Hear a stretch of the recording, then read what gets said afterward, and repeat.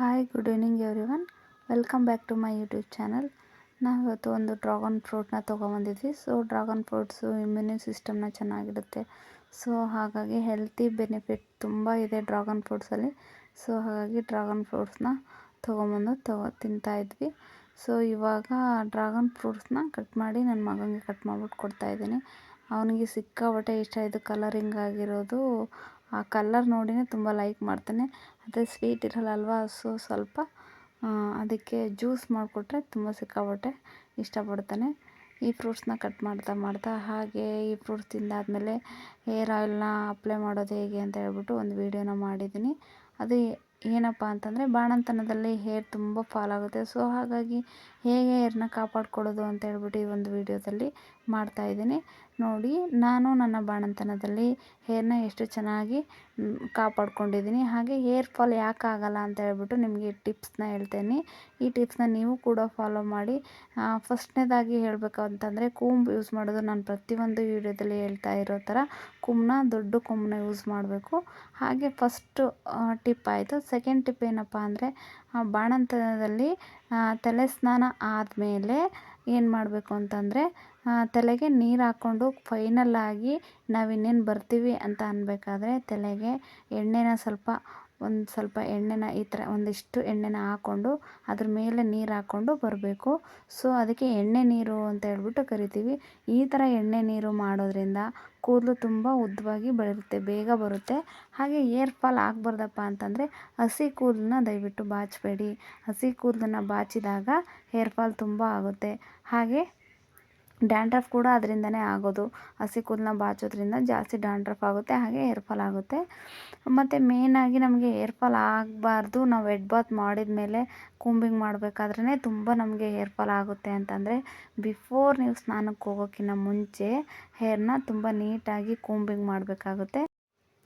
ಈ ಥರ ಕೂಂಬಿಂಗ್ ಮಾಡಿ ಆಮೇಲೆ ಹೆಡ್ ಬಾತ್ನ ಮಾಡೋದ್ರಿಂದ ಹೇರ್ ಫಾಲ್ ಆಗೋಲ್ಲ. ಇದು ಥರ್ಡ್ ಟಿಪ್ಸ್ ಆಯಿತು. ಹಾಗೆ ಇನ್ನೊಂದು ಏನು ಅಂತಂದರೆ, ನಾವು ಬಾಣಂತನದಲ್ಲಿ ಬಿಸಿನ ಕಾಯಿಸ್ತಾರೆ, ಅಂದರೆ ಬೆಂಕಿ ಹಾಕ್ಬಿಟ್ಟು, ನಾನು ಆಲ್ರೆಡಿ ಒಂದು ವೀಡಿಯೋದಲ್ಲಿ ತೋರಿಸಿದ್ದೀನಿ.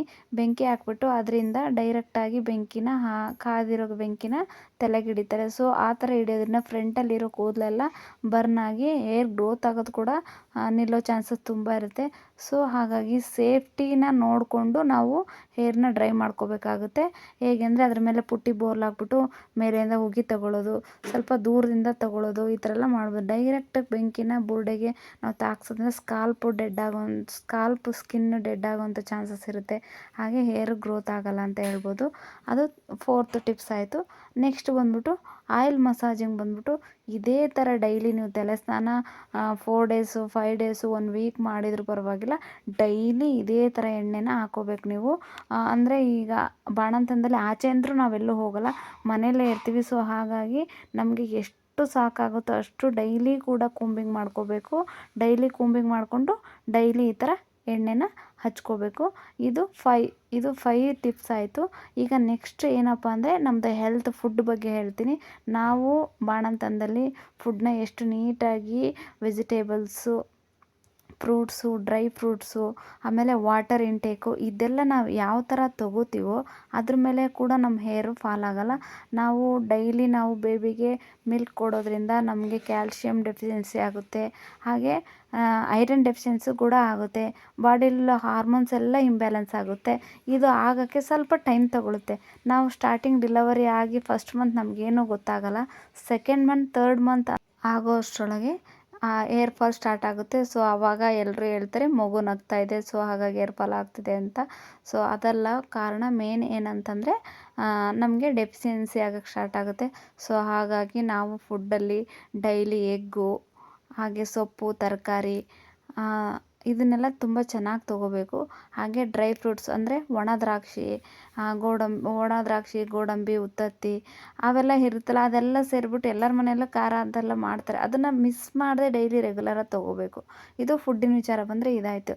ಸೊ ಇದು ಇಷ್ಟೆಲ್ಲ ಸಾಕಾಗದೆ ಇನ್ನೂ ಏನು ಬೇಕಪ್ಪ ಅಂದರೆ, ನಮಗೆ ಬೆನಿಫಿಟ್ಸ್ ಬಂದು ಜಾಸ್ತಿ ಟ್ಯಾಬ್ಲೆಟ್ಸ್ನ ತೊಗೊಳ್ಳೇಬೇಕಾಗುತ್ತೆ. ಅದು ಸಪ್ಲಿಮೆಂಟ್ರಿ ಇದು ಸಾಕಾಗಲ್ಲ. ನಾವು ಫುಡ್ಡಲ್ಲಿ ಏನು ತೊಗೋತೀವಲ್ಲ ಅದು ಡೈಲಿ ನಾವು ಇಷ್ಟೇ ಕ್ವಾಂಟಿಟಿ ತೊಗೋಬೇಕು ಅಂತ ಅಳತೆ ಮಾಡಿ ತೊಗೊಂಡ್ರು ಕೂಡ ಅದಷ್ಟು ಸಫಿಷಿಯೆಂಟಾಗಿ ನಮ್ಮ ಬಾಡಿಗೆ ಆಗಲ್ಲ.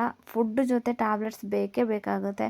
ಸೊ ಹಾಗಾಗಿ ಡಾಕ್ಟರ್ಸ್ ಏನು ಕೊಟ್ಟಿರ್ತಾರಲ್ವ, ಎಲ್ಲ ಡಾಕ್ಟರ್ಸು ಕೂಡ ಡೆಲಿವರಿ ಆದಮೇಲೆ ಎಲ್ಲ ಥರ ಅಂದರೆ calcium, iron deficiency, iron tablets ಇವನ್ನೆಲ್ಲ ಕೊಟ್ಟಿರ್ತಾರೆ. ಇದನ್ನು ಮಿಸ್ ಮಾಡದೆ 3 ಮಂತ್ಸ್ ಕಂಪ್ಲೀಟ್ಲಿ ಆಫ್ಟರ್ 3 ಮಂತ್ಸ್ ಏನು ಆಫ್ಟರ್ 6 ಮಂತ್ ಅಂದರೆ ನಮ್ಮ ಮಿಲ್ಕ್ನ ಎಷ್ಟು ಮಗು ಊಟ ಮಾಡೋಕ್ಕೆ ಸ್ಟಾರ್ಟ್ ಆಗುತ್ತಲ್ವ ಅವಾಗ ಕಮ್ಮಿ ಮಾಡುತ್ತಲ್ವ ಅಲ್ಲಿವರೆಗೂ ನಾವು ಒಂದು 6 ಮಂತ್ ಆದರೂ ಟ್ಯಾಬ್ಲೆಟ್ಸ್ನ ತೊಗೋಬೇಕಾಗುತ್ತೆ. ಡಾಕ್ಟ್ರನ್ನ ಒಂದು ಒಪಿನಿಯನ್ನ ಕೇಳಿಬಿಟ್ಟು ನಾವು ರೆಗ್ಯುಲರಾಗಿ ಟ್ಯಾಬ್ಲೆಟ್ಸ್ನ ತೊಗೋಬೇಕು. ಆ ಟ್ಯಾಬ್ಲೆಟ್ಸ್ನ ತೊಗೊಂಡ್ರೆ ನಮ್ಮ ಕೂದಲು ಕೂಡ ಹೇರ್ ಫಾಲ್ ಆಗಲ್ಲ, ಹಾಗೆ ತುಂಬ ಚೆನ್ನಾಗಿ ಗ್ರೋತ್ ಆಗ್ತವೆ, ಹಾಗೆ ನಮ್ಮ ಹೆಲ್ತ್ ಕೂಡ ತುಂಬ ಚೆನ್ನಾಗಿರುತ್ತೆ. ಹಾಗೆ ಇನ್ನೂ ಏನಪ್ಪ ಅಂದರೆ ಬ್ಯಾಕ್ ಪೇಯ್ನ್ ತುಂಬ ಬರ್ತಾ ಇರುತ್ತಲ್ವ ಡೆಲಿವರಿ ಆದಮೇಲೆ. ಸೊ ಇದೆಲ್ಲ ಬರಬಾರ್ದು. ನಾವು ಆ್ಯಕ್ಟಿವ್ ಆಗಿರಬೇಕಪ್ಪ ಅಂದರೆ ರೆಗ್ಯುಲರಾಗಿ ಮಕ್ಕಳದು ಬರೀ ಚಾಕರಿ ಅಂದರೆ ಏನು ಕೆಲಸ ಮಾಡಿಕೊಂಡೇ ಇರೋದ್ರಲ್ಲೇ ನಾವು ಟೈಮ್ ಸ್ಪೆಂಡ್ ಮಾಡದೆ ನಮಗೇನು ಬೇಕೋ ಅದನ್ನು ಕೂಡ ಅದ್ರ ಜೊತೆ ನೋಡ್ಕೋಬೇಕು. ಯಾಕಂದರೆ ಮುಂದೆ ಫ್ಯೂಚರಲ್ಲಿ ನಾವು ಚೆನ್ನಾಗಿಲ್ಲ ಅಂತಂದರೆ ಮಕ್ಕಳು ನೋಡ್ಕೊಳ್ಳೋದು ಅವಾಗ ಕೂಡ ತುಂಬ ಕಷ್ಟ ಆಗುತ್ತಲ್ವ. ಸೊ ಹಾಗಾಗಿ ಹೇರ್ಸ್ ಮತ್ತು ಹೆಲ್ತ್ ಎರಡೂ ಕೂಡ ತುಂಬ ಚೆನ್ನಾಗಿರಬೇಕು ಅಂತ ಅಂದರೆ ನಾವು ಈ ಟಿಪ್ಸ್ನ ಯೂಸ್ ಮಾಡಬೇಕಾಗುತ್ತೆ. ಈ ವಿಡಿಯೋ ಬಂದು ನಿಮಗೆಲ್ಲ ಇಷ್ಟ ಆಗಿದೆ ಅಂತ ತಿಳ್ಕೊತೀನಿ. ಈ ವಿಡಿಯೋದಲ್ಲಿ ನಾನು ಹೇಳಿರೋದು ನನ್ನ ರೊಟೀನಲ್ಲಿ ನಾನು ಏನು ಮಾಡ್ತಾಯಿದ್ದೀನೋ ಅದನ್ನು ಈ ವಿಡಿಯೋದಲ್ಲಿ ಹೇಳಿದ್ದೀನಿ. ಅಷ್ಟೇ ಅಲ್ಲ, ಲಾಸ್ಟ್ ನಾನು ಫಸ್ಟ್ ಬೇಬಿ ಆದಾಗ ನನಗೂ ಕೂಡ 3 ಮಂತ್ಸ್ ಆದಮೇಲೆ ಹೇರ್ ಫಾಲ್ ಆಗಕ್ಕೆ ಸ್ಟಾರ್ಟ್ ಆಗಿತ್ತು. ಸೊ ಆವಾಗಲೇ ನಾನು ಐಡೆಂಟಿಫೈ ಮಾಡ್ಕೊಂಡಿದ್ದು ಹೇರ್ ಫಾಲ್ ಯಾಕಾಗುತ್ತೆ ಏನು ಅಂತ ಹೇಳ್ಬಿಟ್ಟು ಸಡನ್ನಾಗಿ ನಾನು ಡಾಕ್ಟ್ರ್ ಒಪಿನಿಯನ್ ಕೇಳಿದೆ. ಕೇಳಿದಾಗ ಅವ್ರು ಇದಿಷ್ಟೆಲ್ಲ ನಂಗೆ ಮಾಹಿತಿ ಕೊಟ್ಟರು. ಅಂದರೆ ಫ್ರೂಟ್ಸು, ವೆಜಿಟೇಬಲ್ಸು ಹೇಗೆ ತೊಗೋಬೇಕು, ಡ್ರೈ ಫ್ರೂಟ್ಸ್ನ ಹೇಗೆ ತೊಗೋಬೇಕು, ಹಾಗೆ ಮೆಡಿಸನ್ನ ಎಲ್ಲಿವರೆಗೂ ತೊಗೋಬೇಕು ಅಂತ ಹೇಳ್ಬಿಟ್ಟು ಒಂದು ಗೈಡ್ಲೈನ್ಸ್ನ ಕೊಟ್ಟರು. ಆ ಗೈಡ್ಲೈನ್ಸ್ ಮೇಲೆ ನಾನು ತೊಗೊಳ್ತಾ ಬಂದೆ. ಆವಾಗಿಂದ ಅಂದರೆ ನನ್ನ ಫಸ್ಟ್ ಬೇಬಿಗೂ ಹೇರ್ ಫಾಲ್ ಸಿಕ್ಕಾಪಟ್ಟೆ, ನಿಜವಾಗ್ಲೂ 1 ವೀಕಲ್ಲಿ ಎಷ್ಟೊಂದು ಹೇರ್ ಫಾಲ್ ಆಗಿತ್ತು ಅಂದರೆ ಸಿಕ್ಕಾಪಟ್ಟೆ ಹೇರ್ ಫಾಲ್ ಆಗಿತ್ತು. ನಾನು ಅದು ಫೋಟೋ ಕೂಡ ತೊಗೊಂಡಿದ್ದೆ. ಆ ಫೋನ್ ಚೇಂಜ್ ಆದಮೇಲೆ ಫೋಟೋ ಕೂಡ ಇಲ್ಲ. ಆ ಫೋಟೋ ಕೂಡ ಹುಡುಕ್ದೆ ನಾನು ಶೇರ್ ಮಾಡಬೇಕು ಅಂತ ಹೇಳ್ಬಿಟ್ಟು. ಸಿಕ್ಕಾಪಟ್ಟೆ ಹೇರ್ ಫಾಲ್ ಆಗಿತ್ತು ಅವಾಗ ಫಸ್ಟ್ ಬೇಬಿ ಇದ್ದಾಗ. ಅದನ್ನು ಅಷ್ಟು ಹೇರ್ ಫಾಲ್ ಆಗಿರೋದು ನೋಡಿ ಅದು ಕೆಳಗಡೆ ಹೇರ್ಸ್ ಎಷ್ಟು ಉದುರೋಗಿತ್ತು ಅಂದರೆ ಅದನ್ನೆಲ್ಲ ತೆಗ್ದು ಅದು ಉದುರೋಗಿರೋದಕ್ಕೆ ಒಂದು ಫೋಟೋ ತೊಗೊಂಡಿದ್ದೆ. ಅಷ್ಟೊಂದೆಲ್ಲ ಉದುರೋಗಿತ್ತು. ಅದಾದಮೇಲೆ ನಾನು ಒಪಿನಿಯನ್ ತೊಗೊಂಡಾದ್ಮೇಲೆ ನಾನು ಹೇರ್ನ ತುಂಬ ಚೆನ್ನಾಗಿ ಕೇರ್ ಮಾಡೋಕ್ಕೆ ಸ್ಟಾರ್ಟ್ ಮಾಡಿದೆ. ಅವ್ರು ಹೇಳಿದಾಗ ಟ್ಯಾಬ್ಲೆಟ್ಸು ಹಾಗೆ ವೆಜಿಟೇಬಲ್ಸ್ ಅದೆಲ್ಲ ತೊಗೊಳಕ್ಕೆ ಸ್ಟಾರ್ಟ್ ಮಾಡಿದ ಮೇಲೆ ಇಷ್ಟು ಚೆನ್ನಾಗಿ ಹೇರ್ ಗ್ರೋತ್ ಆಗಕ್ಕೆ ಸ್ಟಾರ್ಟ್ ಆಯಿತು. ಅದನ್ನೇ ನಾನು ಕಂಟಿನ್ಯೂಸ್ ಆಗಿ ಹೇರ್ನ ಕೇರ್ ಮಾಡ್ತಾ ಬಂದೆ. ಇವಾಗೂ ಕೂಡ ಸಿಕ್ಕಾಪಟ್ಟೆ ಉದ್ದ ಇದೆ. ಎಲ್ಲರೂ ಹೇಳ್ತಾರೆ ಕಟ್ ಮಾಡ್ಕೊಬಿಡು, ಇಷ್ಟೊಂದು ಇದ್ದಿದೆ, ಬಾಣಂತನ ಮಾಡೋಕ್ಕೆ ಕಷ್ಟ ಆಗುತ್ತೆ ಅಂತ. ಏನು ಕಷ್ಟ ಆಗಲ್ಲ. ನಾವು ಇಷ್ಟಪಟ್ಟು ಇಟ್ಕೊಂಡಿರೋದು, ನಾವು ಇಷ್ಟಪಟ್ಟು ಚೆನ್ನಾಗಿ ನೋಡಿಕೊಂಡ್ರೆ ಅದು ಯಾವುದೂ ಕಷ್ಟ ಆಗಲ್ಲ.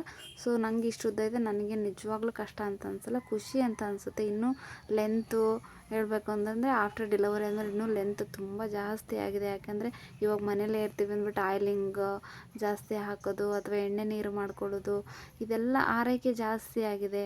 ಹಾಗೆ ಟಾರ್ಗೆಟ್ ಇಟ್ಟು ಫುಡ್ನ ತಿಂತೀವಲ್ವ ಇವಾಗ, ಅಂದರೆ ಮಕ್ಕಳಿಗೆ ಬೇಕು ಅನ್ನೋ ಒಂದು ಇದಕ್ಕೆ ತರಕಾರಿ, ವೆಜಿಟೇಬಲ್ಸ್ ಆಗಿರ್ಬೋದು, ಫ್ರೂಟ್ಸು, ಡ್ರೈ ಫ್ರೂಟ್ಸು, ಹಾಗೆ ಕೇರ್ ಜಾಸ್ತಿ ಆಗ್ತಿದೆ. ಹಾಗೆ ಕೇರ್ ಜಾಸ್ತಿ ಆದಂಗೆ ಈ ಹೇರ್ಸ್ ಕೂಡ ಸಿಕ್ಕಾಪಟ್ಟೆ ಚೆನ್ನಾಗಾಗಿದೆ. ಐ ಥಿಂಕ್ ಈ ವಿಡಿಯೋ ನಿಮಗೆ ಇಷ್ಟ ಆಗಿದೆ ಅಂತ ತಿಳ್ಕೊತೀನಿ. ಈ ವಿಡಿಯೋ ಇಷ್ಟ ಆದರೆ ಶೇರ್ ಮಾಡಿ, ಲೈಕ್ ಮಾಡಿ, ಹಾಗೆ ಕಮೆಂಟ್ ಮಾಡಿ. ಪ್ಲೀಸ್ ಇನ್ನೂ ಯಾರ್ಯಾರು ಸಬ್ಸ್ಕ್ರೈಬ್ ಮಾಡಿಲ್ಲ ಸಬ್ಸ್ಕ್ರೈಬ್ ಮಾಡಿ, ಹೀಗೆ ಸಪೋರ್ಟ್ ಮಾಡಿ.